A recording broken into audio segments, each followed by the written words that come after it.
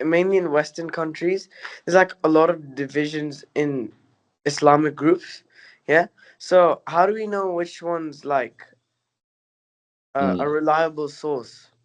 So I think this is a generic question, and I think it's not just the case with divisions. In any point of view that you come across, it is basically, I mean, if you have the reasoning behind which people differ from one another, and of course you have to break down these things, that you get to know who is right. So basically, these are sectarian differences in which people claim to be, let's say, Sunni or Shia or Deobandis and Wahhabis.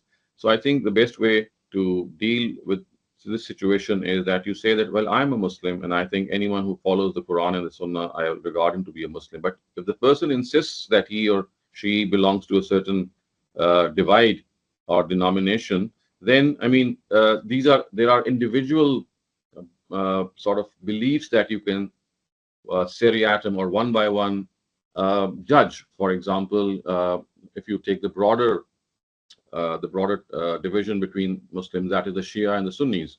So you'll need to understand what Shiites say and how they are different. And I mean, that is all that you need to know, that just find out the reasoning that has made them follow a particular ideology.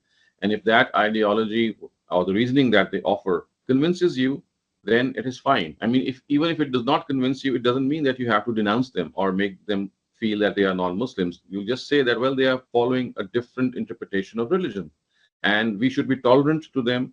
I mean, everyone has a right to follow religion the way he or she would understand it. And instead of making this division a cause of, uh, I mean, major differences, and you stop meeting each other, or you think that the other person is a kafir or an infidel, it is here that we have to understand that these differences and these divides are but natural. They have come into being because of people understanding the same religion in a different way.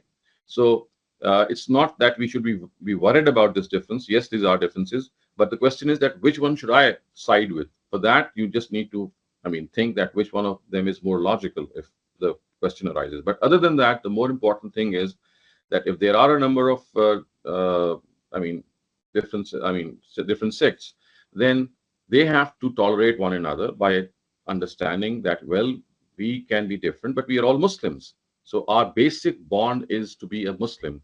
The rest are just labels.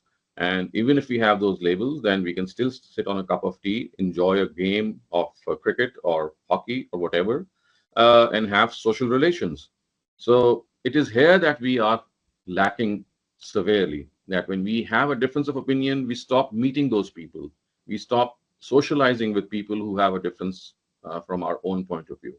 So I think that if you need to research, just do it for yourself and think which is more logical. You can side by that. But other than that, you regard all of these different groups as interpretations the way they are.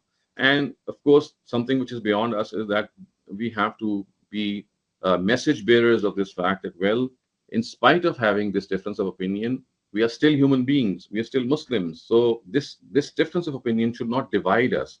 We should still sit together. We should still have good social relations. So it is here that because the case is different, and not only in Australia, you'll find the same thing happening in the US, in Canada, in the UK, in which people have different interpretations. And instead of thinking that, well, this can happen, they make these interpretations, I mean, they lead these interpretations into deadlocks in which they stop socializing and meeting one another. I think it is here that we need to check ourselves.